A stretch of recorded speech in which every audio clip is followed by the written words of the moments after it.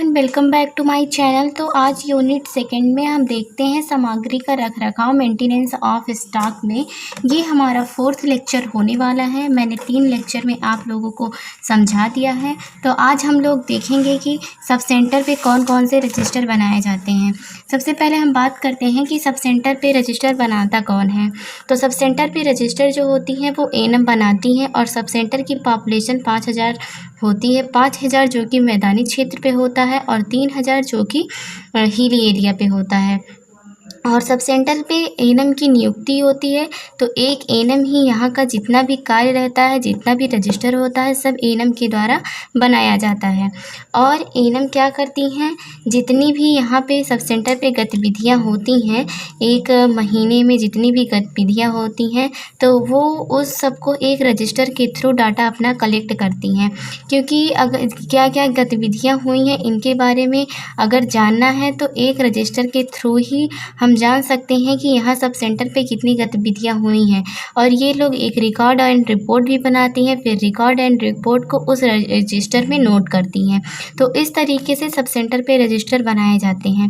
तो आज हम देखते हैं कि एएनएम द्वारा सब सेंटर पे कितने रजिस्टर, कौन कौन से किस टाइप के रजिस्टर बनाए जाते हैं। तो सबसे पहले बात आता है कि गर्भ निरोधक सहित योग्य दंपत्ति रजिस्टर।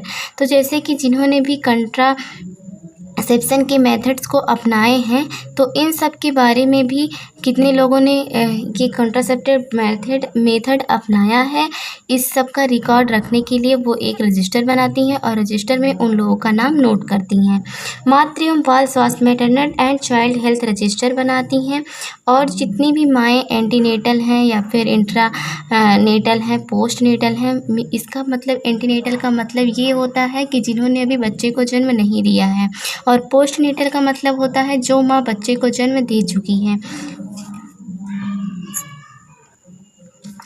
तो जो माँ बच्चे को जन्म दे चुकी है उसका मतलब होता है पोस्ट नेटल। तो इस प्रकार से एक एएनएम इंट्रानेटल, पोस्ट नेटल और ड्यूरिंग प्रेगनेंसी के बारे में एक रजिस्टर बनाती है। फिर जब बच्चा 5 वर्ष से कम रहता है तो उसका भी अंडर 5 रजिस्टर बनता है, जिसमें कि कितने बच्चों का इम्यूनाइजेशन हुआ है और ग्रोथ की मॉनिटरिंग करने के लिए ये रजिस्टर बनाए जाते हैं। उसके बाद जो एवव होते हैं 5 ईयर से एवव 5 ईयर, तो उनके लिए भी रजिस्टर बनाया जाता है, क्योंकि उससे पता चलता है कि इतने बच्चे एवब हो गए हैं, इनके भी इम्यूनाइजेशन कितने बच्चों का करवाना है। जो टीटी का इंजेक्शन 5 वर्ष के बाद लगता है, उन सबको लगाने के लिए ये रजिस्टर बनाया जाता है। HIV, STI छांटे गए, अन्यत्र भेजे गए, जैसे कि जितने भी सेक्सुअल ट्रांसमिटेड डिजीज़ेज होती हैं, HIV से अगर कोई पेशेंट पीड़ित है तो उसके लिए भी रजिस्टर बनाया जाता है, जिससे कि पता चल सके कि कितने पेशेंट इस गांव में, इस सब सेंटर एरिया, इस एरिया में कितने लोग ऐसे हैं जो कि इस बीमारी से पीड़ित हैं। Birth and death register. Birth and death register के पीछे बनाने का यही उद्देश्य रहता है कि एरिया में कितनी बर्थ, कितनी डेथ हो रही है, रेशियो क्या है, इसके बारे में पता चल सके। उसके बाद ड्रग रजिस्टर। ड्रग रजिस्टर इसलिए बनाया जाता है कि अगर एरिया में पता चल जाएगा कि हाँ इतने ड्रग्स की ज़रूरत है, इस मंथ में इतने ड्रग्स की ज़रूरत है, तो आगे से वो जो इंडेंट बुक होता है वो बनाने में सुविधा रहती है। Equipment of furniture and accessories register. जितने भी वहाँ पे फर्नीचर होते हैं उन सब के भी रजिस्टर बनाए जाते हैं। संचारी रोग, कम्युनिकेबल डिजीज़, एपिडेमिक, जितने भी कम्युनिकेबल डिजीज़ उस एरिया में जितने लोगों को हुए रहते हैं, ऐसे भी रजिस्टर बनाना अनिवार्य रहता है। साइंड्रोमिक सर्विलेंस हेतु रजिस्टर। तो इसके जिस पे कड़ी निगरानी, ऐसे लोगों पे जिस पे कड़ी निगरानी करनी रहती है, मीन्स जो कोई बीमारी हुई रहती है तो उस पर बहुत ज़्यादा निगरानी करने की ज़रूरत रहती है, तो ऐसे रजिस्टर भी सब सेंटर पे बनाए जाते हैं। Progressive surveillance of malaria, malaria case के लिए रजिस्टर। फिर जननी सुरक्षा योजना के लिए रजिस्टर। उसके बाद maintenance of account including United funds, जितनी भी लेख लेखाएँ होती हैं उनके मेंटेनेंस के रख रखाव के भी रजिस्टर बनाए जाते हैं। Water quality and sanitation register, इसके बारे में भी रजिस्टर बनाए जाते हैं सब सेंटर पे। माइनर एलिमेंट मीन्स जो सर्दी, जुकाम, बुखार या फिर छोटी मोटी बीमारियां जो होती हैं इसके अंतर्गत आती हैं। नेशनल जो होता है RNTCP का होता है रिवाइज्ड नेशनल ट्यूबरक्लोसिस प्रोग्राम, फिर नेशनल रेड क्रॉस प्रोग्राम।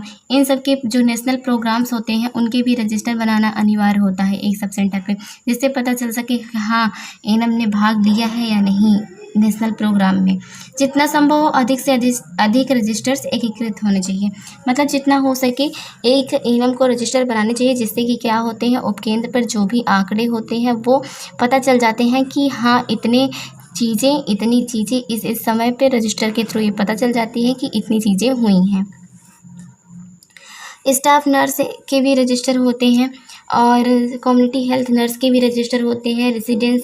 तो इन सब के लिए इतना इम्पोर्टेंट नहीं है, बस आप दो लाइन अगर लिख देंगे तब भी आपका काम चल जाएगा। बस पूछता है यही है एग्ज़ाम में कि एनम के रजिस्टर, क्योंकि आप एनम कोर्स कर रही हैं तो आपको एनम रजिस्टर ही पूछेगा।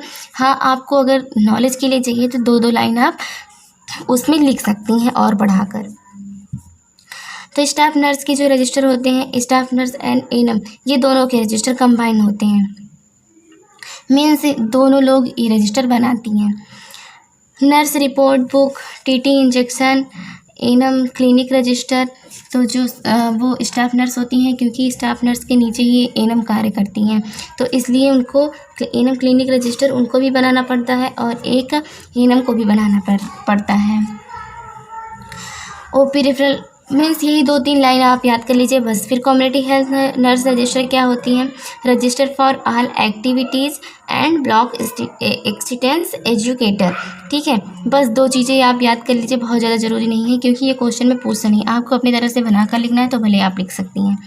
चिकित्सा अधिकारी के क्या होते हैं, सामग्री परिसंपित रजिस्टर और उपस्थिति रजिस्टर। गमनागमन मतलब जितने लोग भी आने वाले जाने वाले हैं, जितनी मूवमेंट हो रही है वहाँ पे, तो उस सब के भी रजिस्टर एक चिकित्सा अधिकारी बनाकर रखते हैं।